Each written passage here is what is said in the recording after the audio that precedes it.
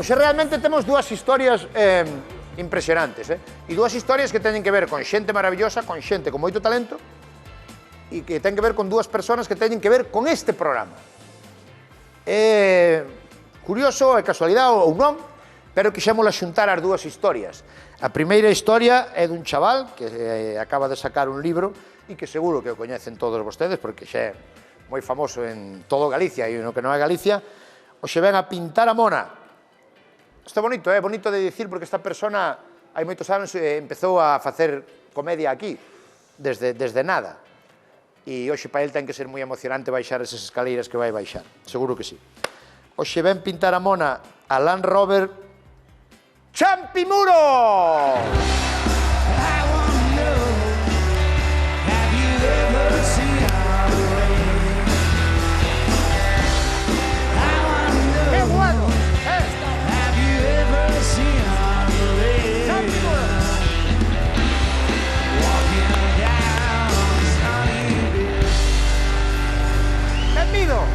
Pasa por aí. O que estaba dicindo eu que, claro, para ti, tú cando foi que viñeras a Land Rover? Porque a historia é esta. Eu conto a miña historia. Sí. Eu conocí un chaval, que eras ti, que te presentaxe a un casting. Correcto. Non sei que ano era. 2015. 2015. Cando te presentaxe ao casting con teu amigo Culo. Culo era eu. Eso, con Pachi. Teñas imágenes, Si, non? Dese casting, Fixo un casting para colaborar en Land Rover. Vamos ver o casting. Mirade estes dous que chegaron ao casting así. Roberto Vilar. Vexo que sodes dous, acordade porque só hai un micro, Quen sodes? Yo soy Pachi. Eu Culo. E a que vos dedicadelo?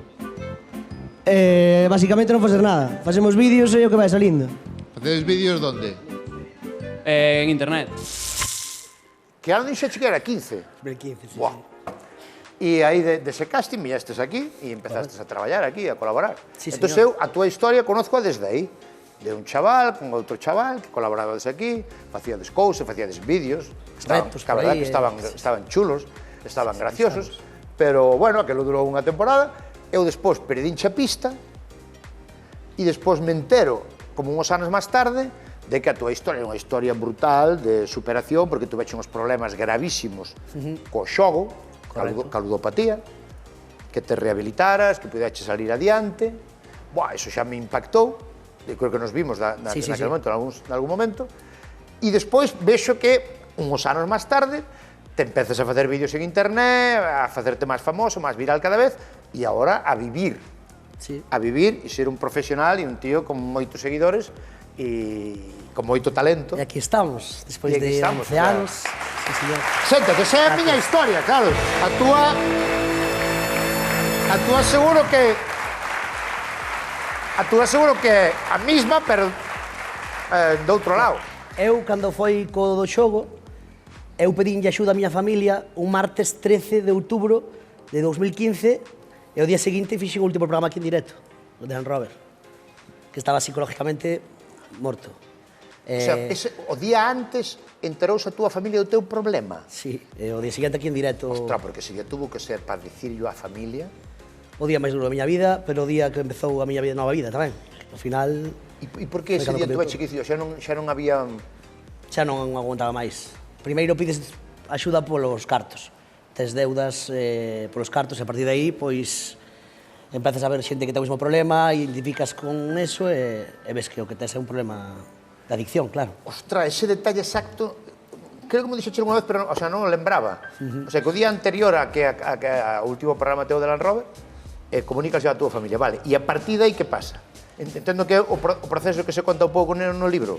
Que, ademais, no libro está mal posta a fecha, pon de 2025, 2015. Vale, pero contas ese proceso aquí? Sí, conto todo aí. E a partir dese día, vale, contas a túa familia un día, o día seguinte estás por última vez en Land Rover, e que pasa? Sí, aí empeza tamén idas e venidas, non é tan, non foi empezar e listo.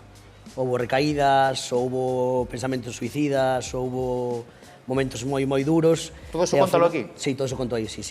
E ao final, aquí conta realmente o máis duro, que pasache? Ese libro incluso é agobiante. A xente que o está lendo dime que agobia moito, sobre todo no tema das recaídas. E por que querías contar todo o máis duro? Porque eu creo que yo debo a vida e creo que a xente tamén pode aprender moito desto e que non todo o que se ve nas redes sociales é maravilloso, como queren plasmar moitos. influencias que se chaman así, pero que a vida vai de golpes tamén, non só de vitorias.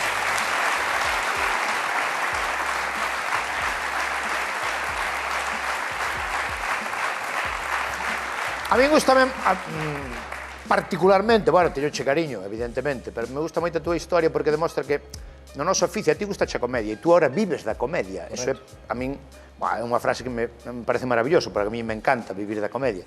Tú vives da comedia e demostra que isto de querer vivir de algo que che gusta, a veces as cousas non teñen que ser no momento. As cousas a veces tardan en chegar. E iso a veces creo que é algo que a xente hoxe en día frustrase moi rápido. E a veces as cousas non chegan agora. E así, así. E a ti non che chegou naquele momento de éxito en Land Rover. No. Despois pasache o fatal.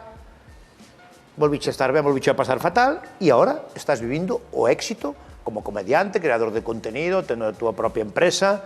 Abriche agora unha parrillada. Tamén. No? Abriche unha parrillada, Muros. En Noia, en Noia. En Noia, perdón. O sea que tarda tempo, pero chega. Vou ser papá. Va a ser papá, é verdad. Tamén. Cando é iso? Para maio. En marzo? Maio. Maio. Buah!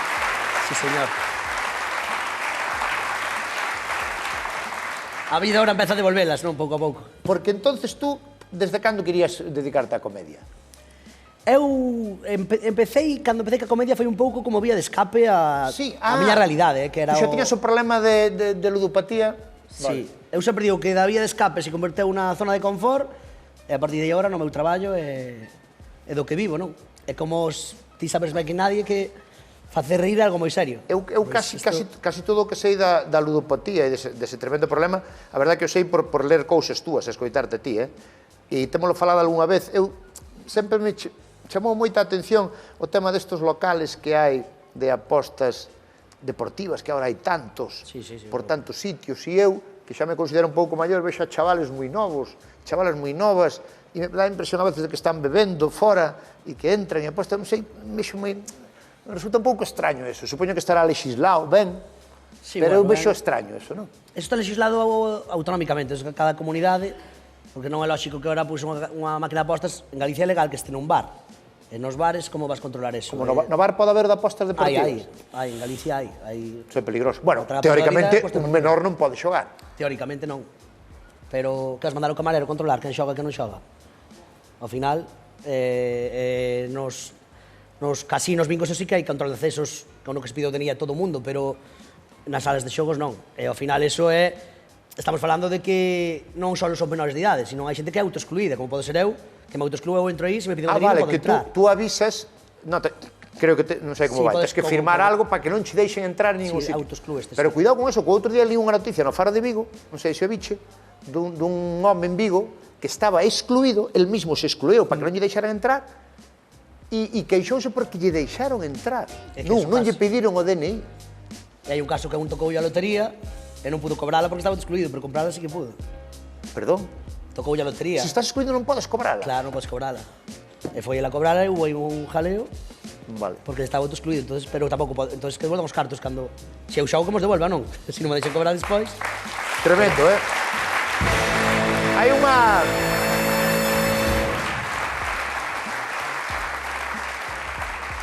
Hai unha cousa que sempre me chamou moita atención de cando contas a túa historia, que é ese día que dixeche antes que lle contache a familia. Porque eu que, bueno, tamén a veces vivo demasiado rápido e vai todo... Me gusta cando algo que pasa no mundo reafirma o importante que é a familia. A familia como seña, cada un... A familia hai de 1000 tipos, familia. Sí, claro. Pero o importante que é, e cando tú contas ese día que lle contaxe a familia, me dá a sensación de que foi o día que... Sí, quitastes unha mochila de 50 kilos de lombo. Porque non é igual contarlle a un amigo que a familia. Non. É máis o... Eses son moitos anos ti solo comendo, cando contas é como que por fin o saben, sabes? Por fin non teño que estar engañando máis, por fin... Pero despois volve outra vez, que tes unha recaída, volve outra vez o bucle... Non sei explicarlo, eu é como, poño exemplo de un ángel e un demonio. Tes un ángel que che di, faz cousas ben, e un demonio que che di, que va, ti sigue con isto, que ao final chegas a pelear contigo mismo. Cheguei a pedir a mí mismo. Pasa que a familia axudouche... Moitísimo. Eu estaba vindo cos meus tíos, con meu padrino Pedro, con miña tía Sol, que ti non sabes, que viste que contamos en directo aí no outro programa, e ao final deron todo por min, axudáronme, miña nai e meu pai desde Muros, pois, chamaban todos os días preguntar, pero a verdad que eu, a organización me vina en Coruña e foi como... Aí debolle todo, debolle todo. Esa aprendizaxe brutal, e se fai cos anos, que recordádeo, que pase o que pase, a familia vai te apoiar. Sí, sí, sí. Normalmente. Normalmente, sí. No, porque a veces un pensa que non vai ser así, entonces, no. É que nos creamos na propio...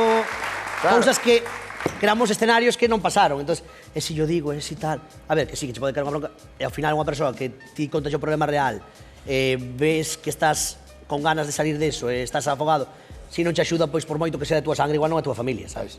Xa que estamos falando de superación, podemos unir á mesa, por favor, de novo a Patricia Pérez. Aplauso para ela.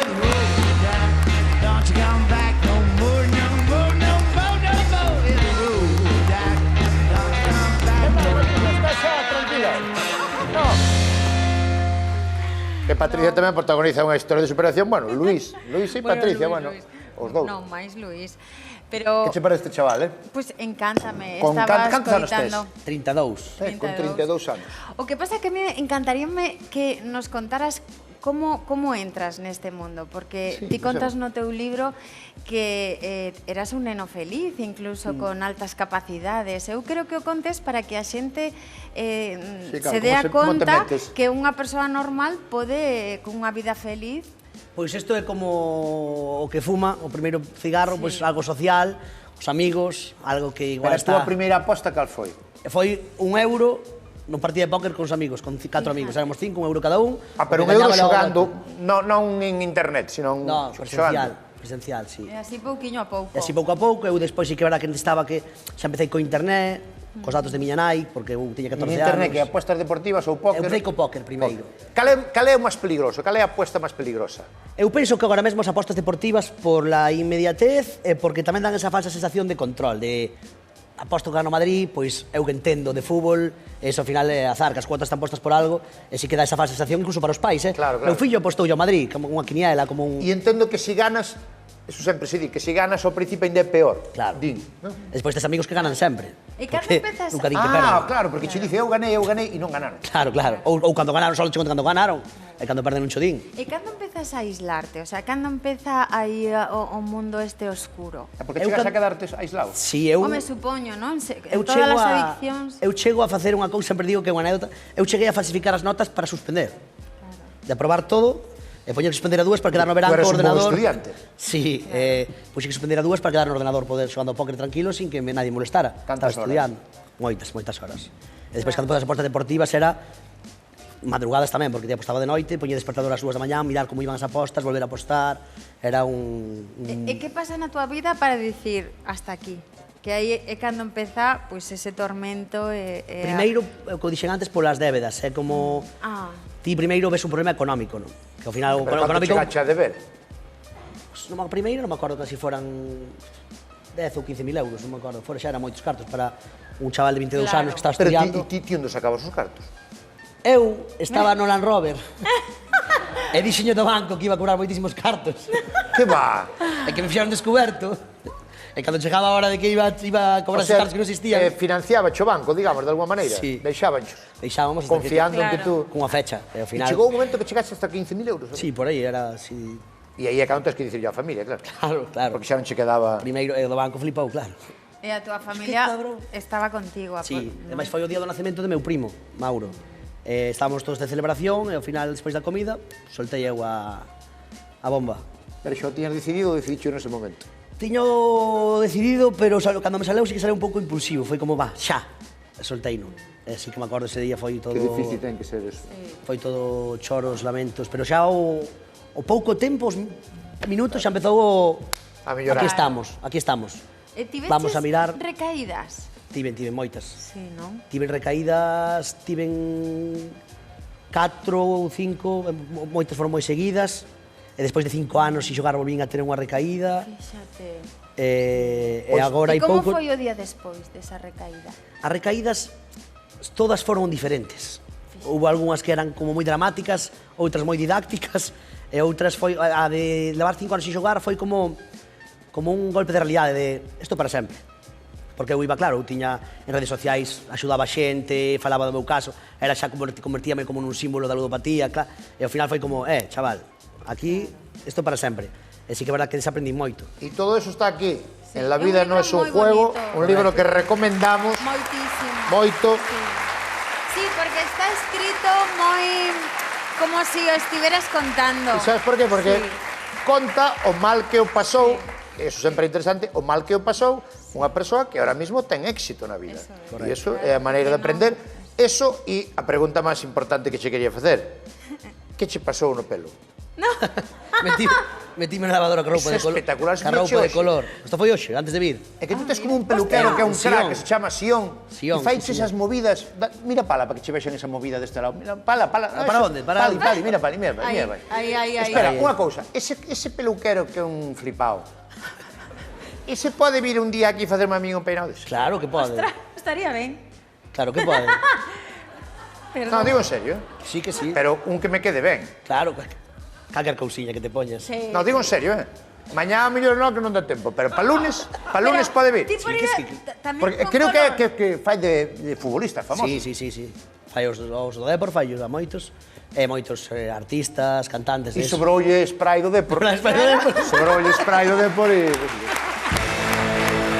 No, digo en serio, Hai que falar con él, sí. Sí, que veña. Por min que veña, eu fago un beijo. Dicía eu que eran dúas historias, por que?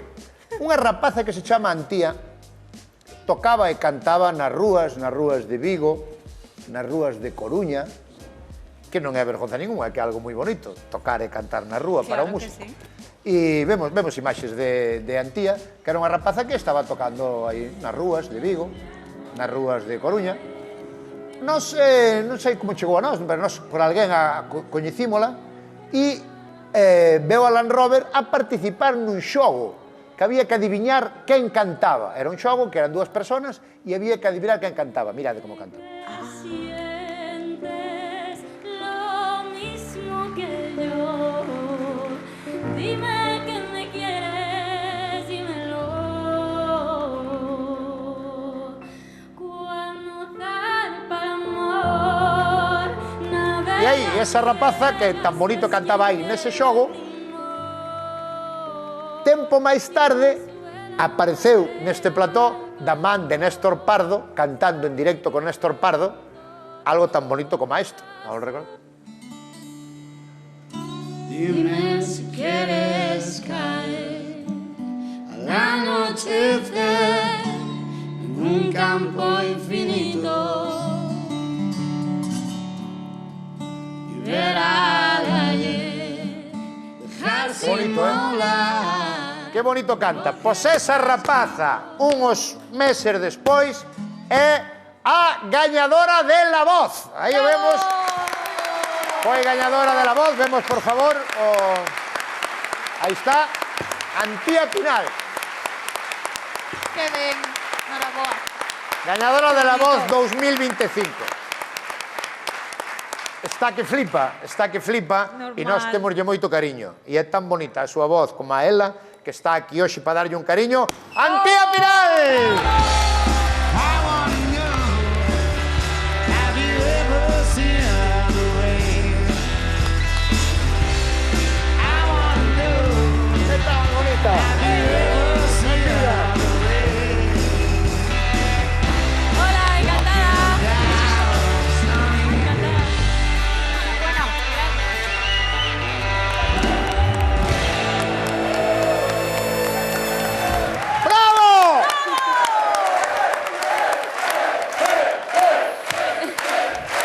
Antía? Moi bien.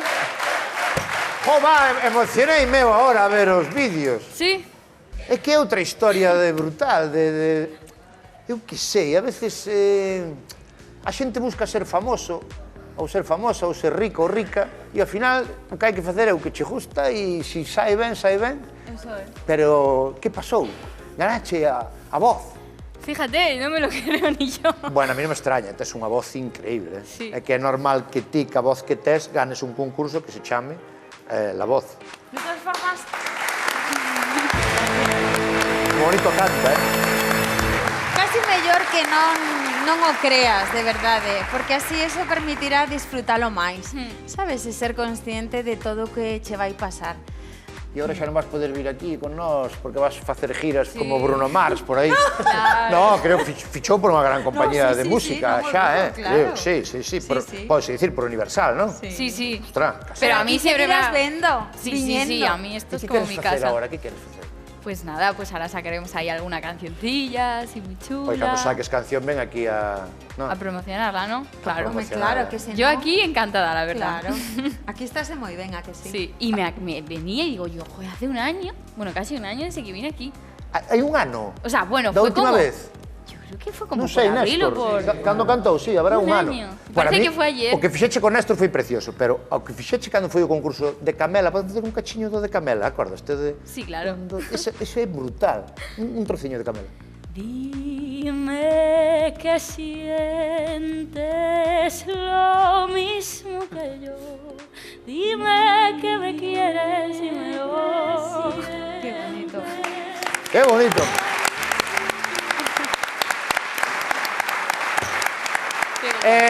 Seguiremos moito. Champi, Noraboa, de faz verdade. presentación creo que en algún sitio en breve. Sí, o mércores que ven, a 6:30 en Marineda, na Casa do Libro. O próximo mércoles en Marineda, cuidado, aí, a tope, na Coruña, 6:30. Sí, sí, sí. 6:30, na Casa do Libro. Ali estaremos. Alégrome moitísimo de que che vai ben porque o mereces e alégrome moitísimo, Antía, que che vai ben porque o mereces. Moitas gracias. Gracias, Patricia. Vémonos mañana al Robert. Xente maravillosa. Ahora na televisión de Galicia.